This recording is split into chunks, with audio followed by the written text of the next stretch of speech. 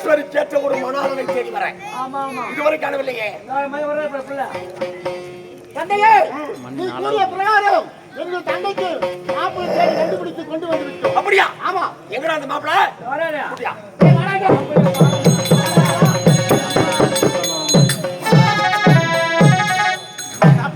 சாப்பாடு பசி சாப்பாடு போடுறோம். இருடா போடுறோம். மகனே மணிகண்டா, என்ன ஆட்டம் தெரியுமா? அறிவின் தரத்தை நான் மிக மிக பாராட்டுகிறேன்.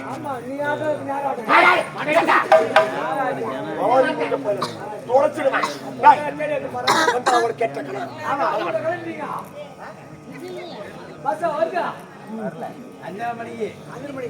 தந்தையே, இதோ பார்த்தாயா, இவன் தான் என்னுடைய தங்கை கேட்ட கணவன். சரியான கணவன். சரி போகட்டும். சரி, திருமணம் செய்ய வேண்டும் என்று முடிவெடுத்து விட்டேன். திருமணம்? ஆமா. நீங்கள் யார்? என்னுடைய தந்தை. பெற்றதோர் மகளை உற்றதோர் தாய் தந்தைக்கு தானப்ப வழக்கு தெரியும். அப்படி இருக்க திருமணத்துக்கு என்ன கேட்க வேண்டுமா? என்ன உங்கள் விருப்பப்படி ஆகட்டும் அப்பா. அப்படியா? அப்பா, திருமணத்துக்கு சம்மதம் தானே? சம்மதம் தான் அப்பா. கேட்ட மாற்றமே கிடையாது. மாப்பிள்ளையை பார்த்து விட்டீங்களப்பா? மாப்பிள்ளையை பார்த்து விட்டேன், அழைத்து கொண்டு வந்திருக்கிறேன். இங்கே அப்படியா? மாப்பிள்ளை அழகானவரா, அன்பானவரா, பண்பானவரா, பாச நிறைந்தவரா, எப்படி இருப்பாரப்பா? உனது அருமை அண்ணன், உனது ஆசை அண்ணன் உனக்கேற்ற ஒரு மணாளனை தேடி கண்டுபிடித்து கொண்டு வந்திருக்கிறார். அப்படியா? அப்பா, அப்படி என்றால் நான் மணக்கக்கூடிய மணாளனை பார்க்க வேண்டும். பார்க்க வேண்டுமா? வாங்க. இத பாரு. எப்ப உனக்கு கேட்ட நாய்க்கு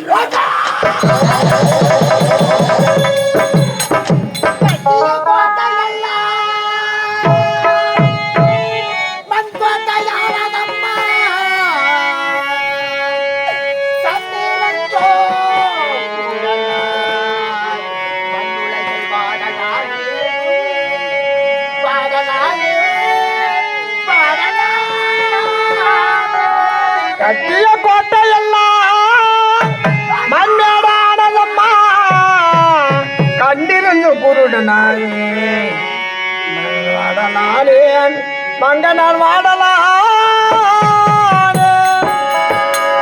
அப்பா, என் வாழ்க்கையில் விதி விளையாடுகிறது அப்பா. மதியிருந்து எந்த பயனாக போகிறது அப்பா? மதியோ சேர்ந்ததப்பா.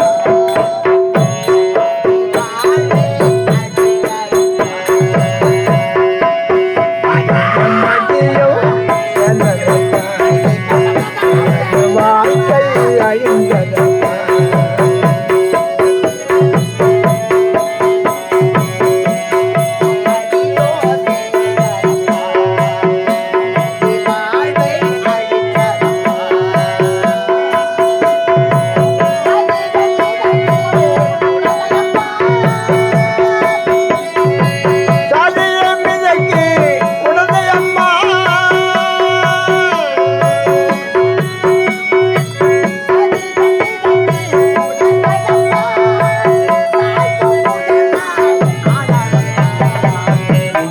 மதியும் சேர்ந்ததையா, எனது வாழ்க்கை அழிந்ததையா, சலிய மிதக்கி உடந்ததையா, சாய்க்க புயலாய் ஆனதப்பா. மதியும்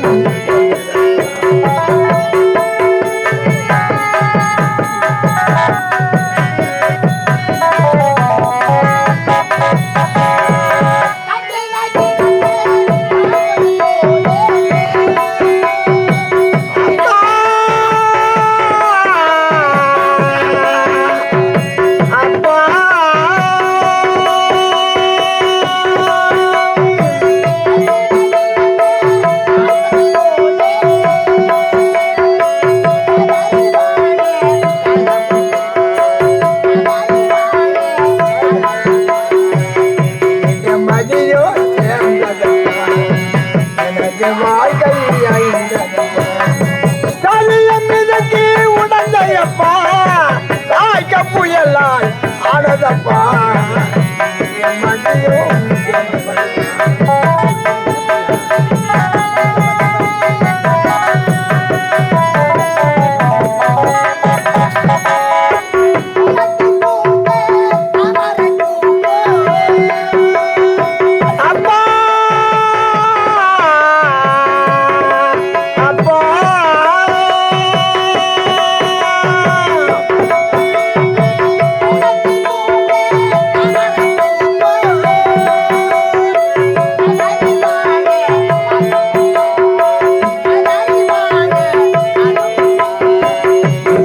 மதியோ சேர்ந்ததப்பா எனது வாழ்க்கை அழிந்ததப்பா தலைய மிதக்கி உடந்தையப்பா தாய்க்க முயலால் ஆனதப்பா மதியோ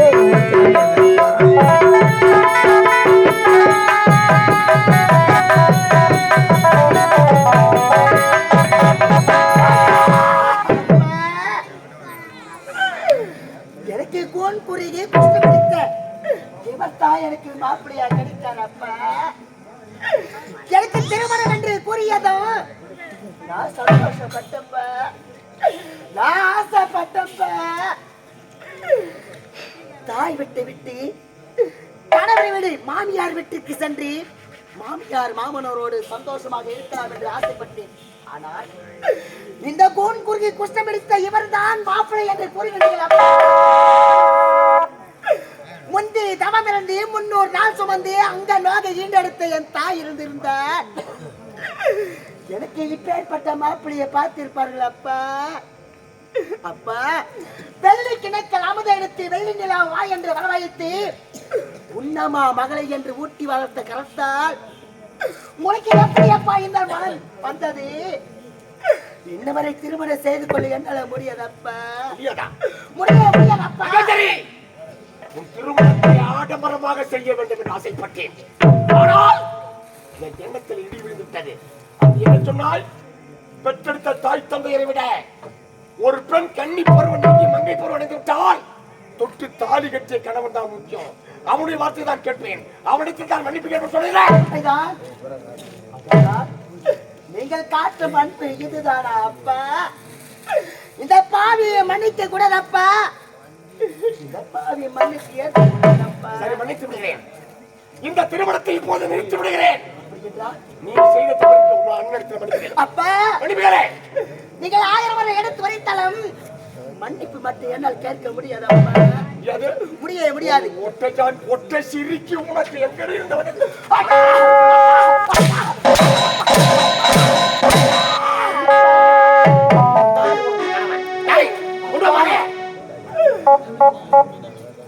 உடன் பிறந்த தங்கை என்று பாராமல் எத்தனையோ அண்ணன்கள் எத்தனையோ அக்கா தங்கைக்கு மாப்பிள்ளை பார்த்து இருக்கின்றார்கள்.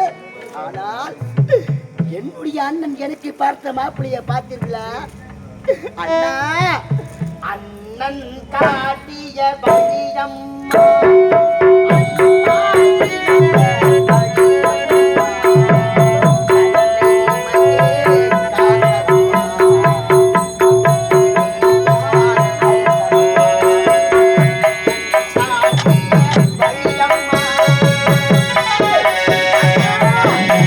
காட்டிய வழியம்மா அந்தாளபதி வளையம்மா இமையே எடுத்ததம்மா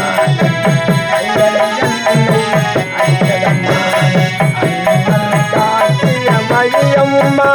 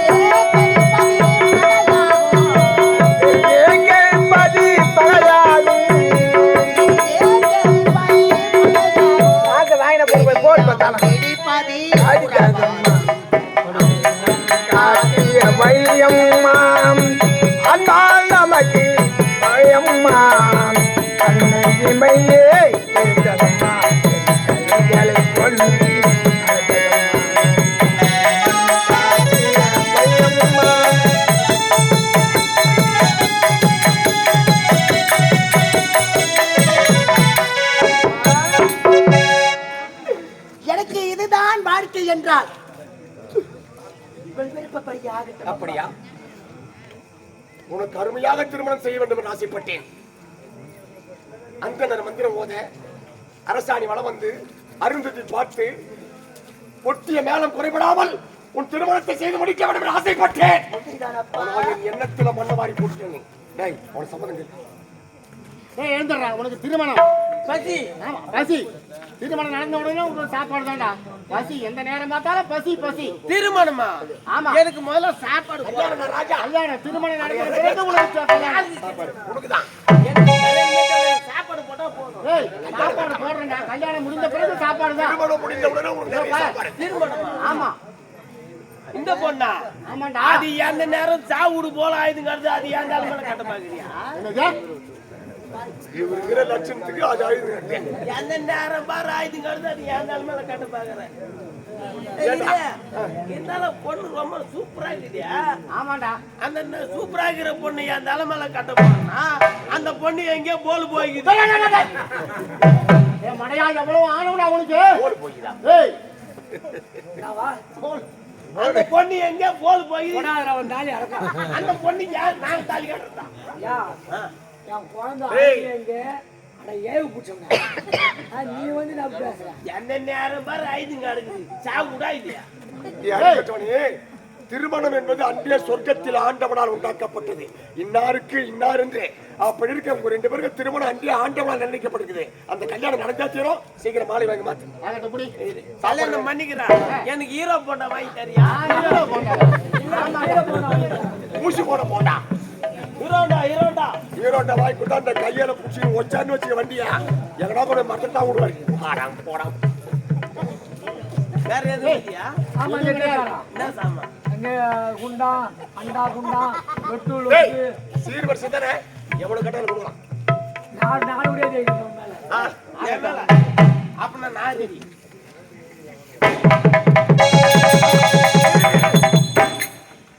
உங்கள் திருமணத்தை ஜாம் ஜாம் என்று நடத்த வேண்டும். கொட்டிய மேலம் குறைவிடாமல் இருக்க நடத்த விட ஆசைப்பட்டேன். ஆனா உங்க கல்யாணம் நிர்சப்தமாக தான் நடக்கணும். யாருமே மேல தாள யாருமே வாசிக்க கூடாது. நிர்சப்தமாக மாலை மாத்தணும். எனது ஆட்சியா நான் வச்சிருக்கிறாண்டி சட்டம் இப்படித்தான் நடக்கணும்.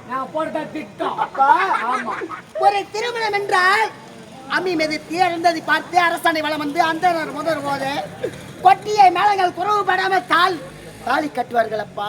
ஆனால் எனக்கு மேல தாளமே இருக்கக்கூடாது என்று கூறுகிறீர்கள் அப்பா. ஒரு மகளுக்கு திருமணம் இப்படித்தான் நடக்க வேண்டுமா? உங்கள் விதிப்படியே ஆகட்டும் அப்பா. அம்மா தாயே, ஒரு பெண்ணாக பிறந்து இந்த பாவி படு துயரத்தை பாருங்கள் அம்மா. எனக்கு திருமணம் நடக்க இருக்கின்றது. இந்த நேரத்தில் மேலத்தாலுமே முழங்கக்கூடாது என்று கூறுகின்றார் எனது தந்தை. அதனால் நீங்க அனைவரும் ஒன்று சேர்ந்து என் கணவர் என் கழுத்தில் மாலை சூடும் நேரத்தில் அனைவரும் ஜோரா கை தட்டினால் அந்த சத்தத்தில் நாங்கள் தாலி கட்டி என்னுடைய கணவரை நான் கணவராக ஏற்றுக்கொள்வேன் அம்மா. அனைவரும் ஒன்று சேர்ந்து ஜோரா கை தட்டுகள் அம்மா. கை தட்டினீங்க ஏழு வேலை கிடையாது.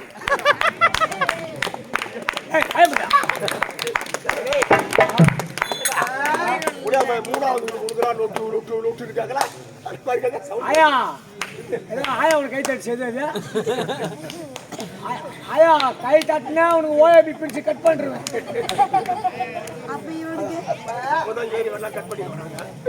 உனது மகளை மனசார வாழ்த்துக்கள் அம்மா. திருமணம் முடிந்து விட்டதல்லவா? இனி முதல் நீ அணிந்திருக்கிறாய் ஆடை ஆபரணம் நான் சம்பாதித்த சொத்து.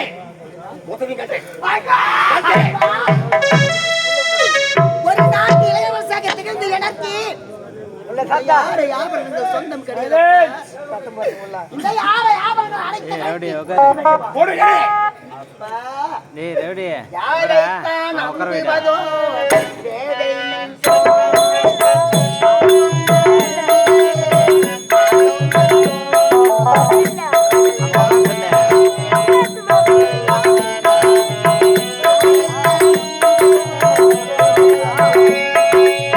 யாரைத்தான் நம்புவதோ வேதை நெஞ்சம் அம்மம்மா பூமியிலே யாவும் வஞ்சம் குரலெல்லாம் முள்ளாக உயிரெல்லாம் கல்லாக குரலெல்லாம் முள்ளாக உயிரெல்லாம் கல்லாக யாரைத்தான் நம்புவதோ ஏதை நெஞ்சம்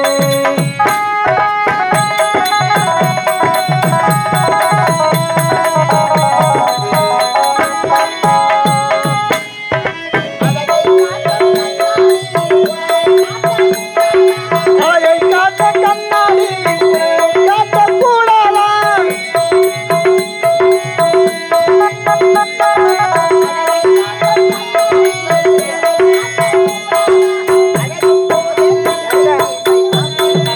ஆகாதோ பார்த்து கொள்ளாதோ யாரைத்தான் நம்புவதோ ஏதை நெஞ்சம் அம்மம்மா பூமியே யாவும் வஞ்சம்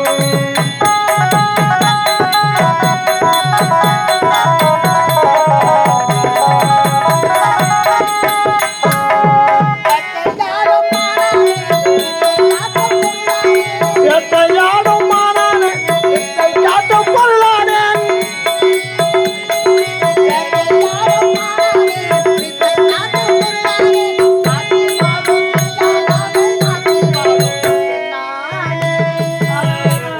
நாட்டில் வாழும் பெண்ணானே யாரைத்தான் அம்மம்மா முன்னே யாவும் வந்தான் யாரைத்தான் நம்புவதோ ஏதை நெஞ்சம்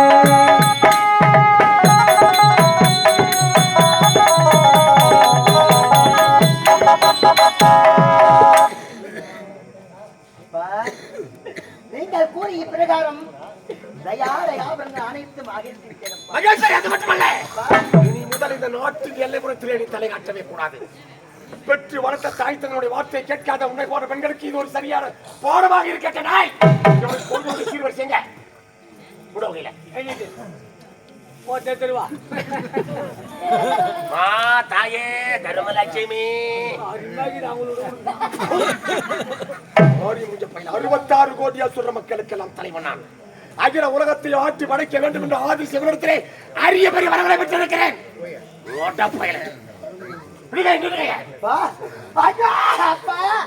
இந்த நாட்டின் எல்லைப்புறத்தில் நிலை காட்டக்கூடாது. எங்காவது ஒரு பிச்சை எடுத்து அப்புறம் இந்த தந்தையினுடைய அருமை உனக்கு தெரியும். ஆமா நாட்டை விட்டு ஓடு ஓடு என்னடி ஓடு ஓடு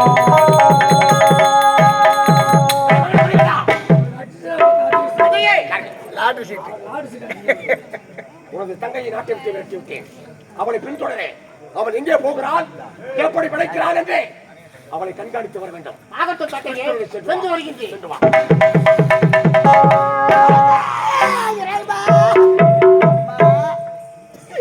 எத்தனையோ பெண்களுக்கு தாய் தந்தை அனைவரும் பொன் பொருள் காசு பணம் எத்தனையோ சீர்வரிசை கொடுத்திருக்கின்றார்கள் அம்மா. ஆனால் என் தந்தை எனக்கு கொடுத்த வரிசையை பாருங்கள் அம்மா. இந்த திருவோட்டை எடுத்து என் கரத்தில் கொடுத்து விட்டு எனது நாட்டிலே இருக்கக்கூடாது என்று கூறி சென்று விட்டார் அம்மா. இந்த பாவி பட துயரத்தை பாருங்கள் அம்மா. ஒழுங்கா இருந்தா உனக்கே அந்த வேலை போய் 8 பட்டு. அதான் எப்பயுமே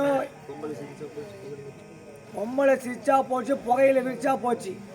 எப்பயுமே ஒரு ஆம்பளை பேசுறாங்கன்னா பொம்பளை தாழ்ந்து போயிடணும். ஆம்பளை எட்டி அடிக்கிறாங்கன்னா அது என்னைக்கு வேலைக்கு ஆகுது. அதான் சொல்றேன், என்னம்மா பண்றது.